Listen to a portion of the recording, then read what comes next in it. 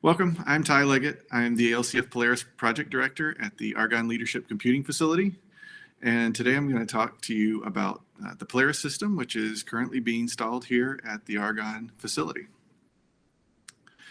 First, I wanted to give you a little bit of background about what a leadership computing facility is, for those who may not know. The Leadership Computing Facility, or the LCF, was established in 2004 as part of DOE's Advanced Scientific Computing Research Program. It's one facility with two centers, one at Argonne and one also at Oak Ridge National Lab.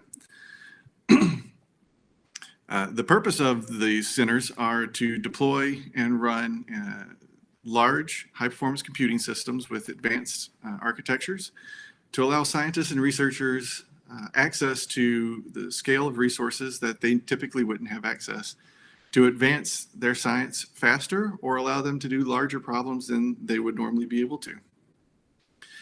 Both centers are fully open to dedicated open science, and any of the research done is supposed to go back and benefit the larger scientific community.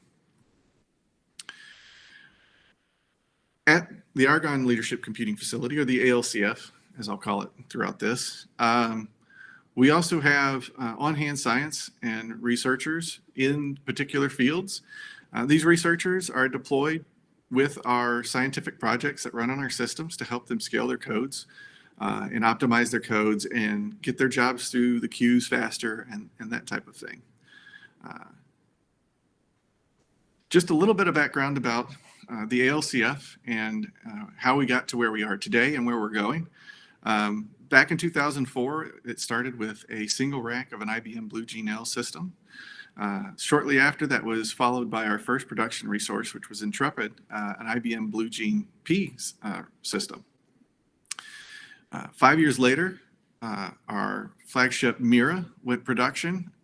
It was a successor to the Blue Gene P. It was a Blue Gene Q platform. And then in 2017, we deployed Theta, which is our current flagship production resource, which is an Intel Cray XC40, and it uses Intel's Knights Landing processors with, at the time it was Cray's Aries Dragonfly topology interconnect. On the far right, you'll see where we're going, which is the Aurora supercomputing, which it's going to be deployed in 2022. It'll have greater than 1 exaflop sustained performance, and it'll be a joint Intel and HPE system, and I'll talk about the specifications there in just a minute.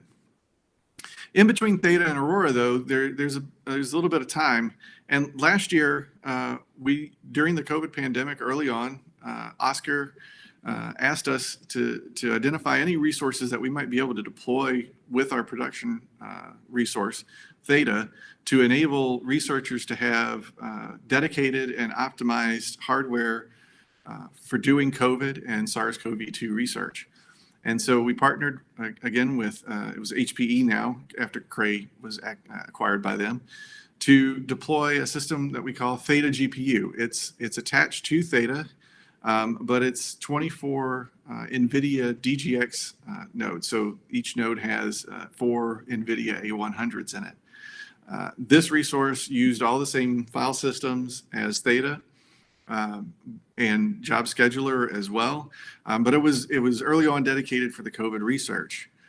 It was also a little bit of a departure in the architecture that we've typically deployed here. If you notice that we've typically been a mini core processor shop with the Blue Gene platform and then with the Knights Landing. So in order to help transition our users from our mini core platforms that we had traditionally to Aurora, which will be a hybrid CPU GPU platform, we identified a need to try and deploy some testbed resources in the interim. And those you'll see right there in between Theta and Aurora, which the first one was Crux, which we deployed last year. This was a Cray EX platform. It only included AMD processors. And it was meant to allow our operations staff access to the type of racks and infrastructure that will be used for Aurora to help how identify how we can manage and maintain those systems when Aurora lands on the floor. It's not meant to be terribly useful for our scientific researchers, although we do have some doing some tests with the Slingshot Interconnect. But what we're deploying now, which is the Polaris system, which is a bridge between Theta to Aurora, and it will be an HPE Apollo system using AMD CPUs and NVIDIA GPUs. And I'll talk a little bit more later about exactly how Polaris helps bridge that gap to Aurora. But first, let's describe Aurora just a little bit. And as I said, Aurora will be an exascale system, and it'll be deployed here and start to be deployed in 2022. It will be based off the HPE Cray EX platform. And each node will have 2 Intel Xeon CPUs, the Sapphire Rapids, along with 6 Xe architecture-based GPUs, Ponte Vecchio, that were recently announced. Those GPUs have a unified memory architecture and 8 fabric endpoints into the Slingshot fabric. The CPU to GPU interconnect is PCIe, and the GPU to GPU interconnect is the Intel Xe Link. The system interconnect will be the HPE Slingshot 11 using a Dragonfly topology with adaptive routing. And it'll also have attached some high-speed DAOS, distributed asynchronous object store storage for very high-speed, scalable compute storage while jobs are running. And it'll support a variety of programming models, including typical MPI, OpenMP, C, C++, in addition to SYCL and DPC++. In addition to our Aurora system, what ALCF typically does for preparing for these systems is to identify several key projects with key scientific application codes that can leverage early access to prototype hardware and software, and be able to scale and prepare for day one usage as soon as Aurora is on the floor. We call this program the Early Science Program, and it's been going on since the Aurora project started back in 2014. And these teams have been working with the ALCF staff, have been working with the Intel and HPE vendors as well to prepare their codes and scale them up to Exascale. So now we have a little bit of background about what's driving the need for Polaris. Let's dive into Polaris. So, as I mentioned, Polaris will provide that platform to bridge us into Aurora and give our staff and scientific users a little bit of a jump start to be prepared for day one usage of Aurora. And there's a lot of similarities, and this was on purpose, between the architecture of Polaris and the architecture of Aurora, as well as trying to utilize as many key technologies that will be on Aurora on Polaris as well. At the heart of Polaris, each compute node has one AMD EPYC MILAN processor and 4 NVIDIA A100 GPUs. Those NVIDIA GPUs also have a unified memory architecture, and each node has 2 fabric endpoints into the Slingshot Interconnect.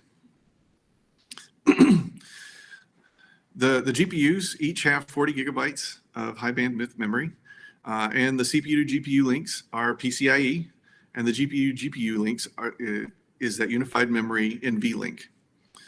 On day one, Polaris will have a Slingshot 10 interconnect, and I'll talk a little bit about that later, but it will be upgraded to Slingshot 11. It will also, like Aurora, use the Dragonfly topology with adaptive routing. And it will support many of the same programming models that will be on Aurora as well. Diving into what the a single node configuration actually looks like. On the right, you can see kind of a line drawing of the different components and how they're connected. At the heart is that AMD EPYC Rome processor with the 4 NVIDIA GPUs. But in addition to the NVIDIA GPU high bandwidth memory, the 40 gigabytes that's on each of those, The ROM has 8 memory channels with 512 gigabytes of memory hanging off of that. In addition, there are 2 NVMe SSD hard drives, and the 2 Mellanox CX5s are the Slingshot 10 network interface connectors. One of the premises of Aurora is to branch out from the typical only simulation-based scientific research, and also enable and expand into learning and big data and data-intensive workflows. And so part of what we want to accomplish with Polaris is to enable those same type of workflows. So the NVIDIA A100s provide a nice bridge for doing a lot of those learning workflows. And these NVMe SSDs should allow some exploration with some of the data processing that we might see emerging with Aurora as well. Briefly, I just want to take a look at some of the specs, cut sheets for the MILAN, the ROM CPUs. The base frequency is 2.4, and with the boost of 3.3 gigahertz with 32 cores. And then the TDP is 200 watts. Also of note, there is the 128 lanes of PCI Gen 4, which is what connects all of the GPUs, the interconnect, and those NVMe drives as well. Later on next year, hopefully in the first half of next year, we'll be upgrading those ROM processors to the next generation EPYC MILAN CPUs. What that really gets us is just a little bit of boost in the base frequency and the boost frequency of each CPU, with a slightly higher TDP of 225 watts. Most of the other specs remain the same. So to get to the core of the compute heart of a node is the NVIDIA A100s. And rather than having 4 discrete PCI cards, Polaris utilizes the NVIDIA HGX platform. The HGX includes the NVLink on board and allows to have the same performance as if you scaled up the 4 A100s to at a slightly lower TDP because you don't have all the extra overhead for some of the other circuitry there. You'll notice there that the core of the performance that comes from the node are these A100s, providing that floating point 64 38.8 teraflops. It also provides several other precision floating point calculations at 32 and 16, including bfloat 16. And then it also allows you to do the 8-bit integer operations as well. That is useful for a lot of learning in AI simulations.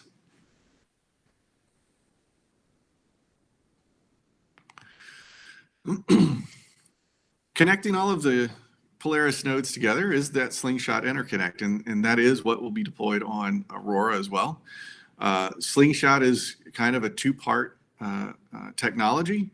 It is HPE's newest interconnect. The first part, which is available today, are the Rosetta switches. These switches are at the heart Ethernet base with a lot of optimizations for an HPC environment. Especially around the aggressive adaptive routing and the congestion control, while still providing low average and tail latencies. The second part of that is the Slingshot 10, the NIC. This is the first iteration. It's essentially a Mellanox Connect X5 card running in Ethernet mode. It still runs the Cray MPI stack. And it also provides some RDMA offload. Later on next year, Slingshot 11 will be available for Polaris, and we'll upgrade those Slingshot 10 NICs with what are called Cassini NICs. With the Cassini NICs, it'll allow some greater MPI optimized collectives and optimizations. as well as increasing the speeds from 100 gigabit to full 200 gigabit per second.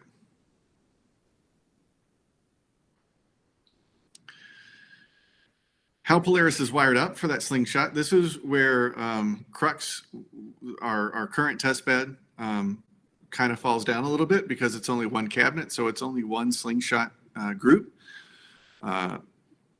Polaris will actually be 11 local groups, Dragonfly groups. 10 of those will be computes. Each compute group is 4 racks, and each rack has 7 Apollo chassis with 2 nodes per chassis. So in total, each local group has 56 nodes, and they are all connected together in that Dragonfly topology. The 11th group has all of the non-compute nodes, so it has all of the management and the gateway and login nodes. The gateway nodes are what will provide the connection from Polaris to our storage facilities that we have here at the ALCF. Last year, we deployed 2 new file systems here at the ALCF, Grand and Eagle. They are identical in hardware. They are 100 petabytes of total capacity, with each doing 650 gigabytes a second throughput. They run Lustre, and they connect to an HDR200 InfiniBand fabric for our storage area network. And so all of our existing resources connect in through this HDR200 fabric to get access to Grand and Eagle.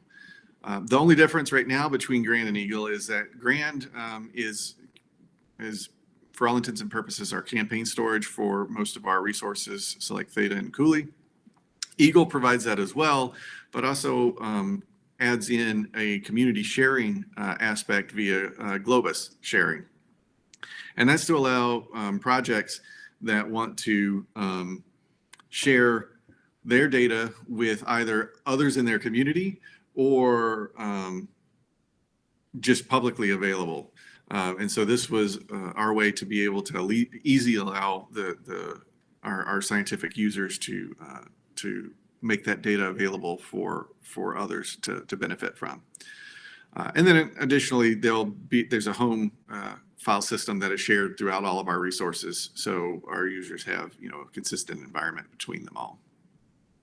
And Polaris will leverage all 3 of these storage resources.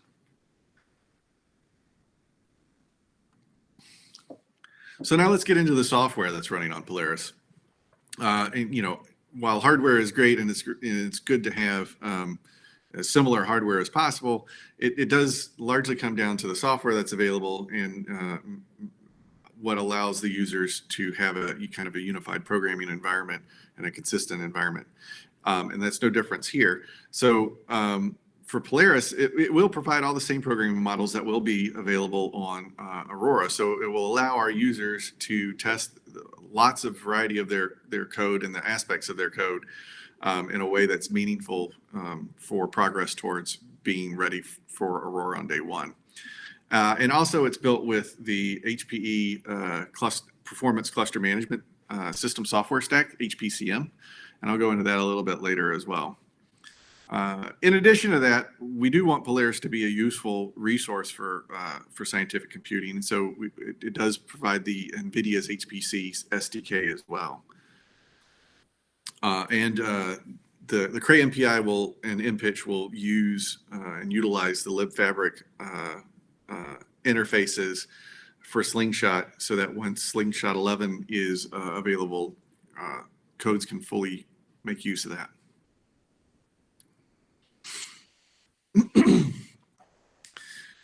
For the programming environment, the primary programming environment will be the HPE Cray programming environment, HPE Cray PE. Anybody who's used Cray resources recently is familiar with this environment. The Cray PE is available on Theta. It will be available on Aurora as well. It does support PGI offloads to the A100s, and it has full Rome and Milan support. The NVIDIA HPC SDK will provide the primary performance software development kit for the A100s, though. And in addition to that, one of the key aspects for Aurora will be SYCL data parallel C++ or SYCL DPC++. And that will be available as well via some CodePlay compilers with NVIDIA support, as well as LLVM targets from the Intel DPC++ branch to offload to the NVIDIA GPUs. So just a better graphical representation of what will be available on Polaris and what is expected to be available for a lot of Aurora as well. So for those programming models such as OpenMP, supports both with and without targets. Polaris will support OpenACC and CUDA. Those are NVIDIA specific, so those won't be available on Aurora, obviously. But DPC++ SYCL, as well as HIP for code porting as well. If you're familiar with the Exascale computing project, which many of you I'm sure are, there are Cocos and Raja. Those will be supported as well.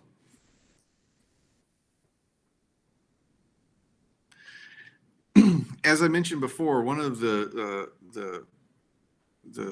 aspects of Aurora that is kind of a departure from previous HPC ALCF implementations is the focus on bringing data analytics and learning to the forefront, making it a first-class citizen. And so Polaris will deploy many data and learning toolkits and frameworks. A lot of these will be familiar, and most of these will be also available in Aurora and other systems as well, such as TensorFlow and PyTorch, Jupyter Notebooks, and at the heart of it all, being able to use a container environment based off of Singularity.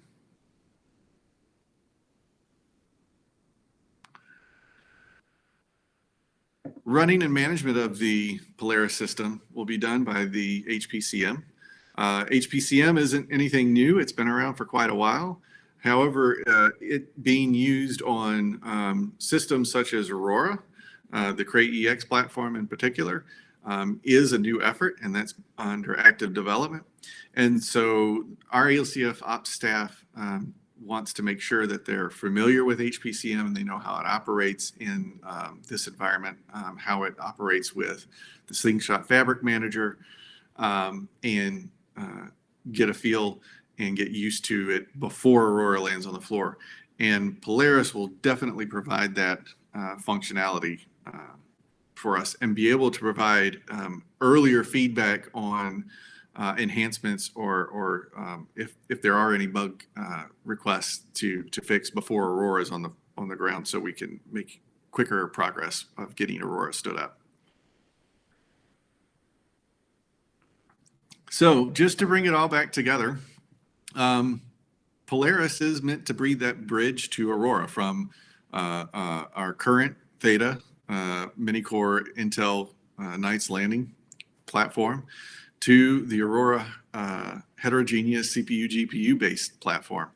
And so what I wanted to do here is just sum up in a kind of brief table all the everything that's in bold is directly related to technologies that will be used on Aurora. You can see there's quite a bit of overlap, and that's good. Even though the multi-GPU environment isn't specifically bolded, it's a very similar platform. And so I think it will be a very fitting resource for helping our users to scale up and be prepared for Exascale in 2022. So thank you very much.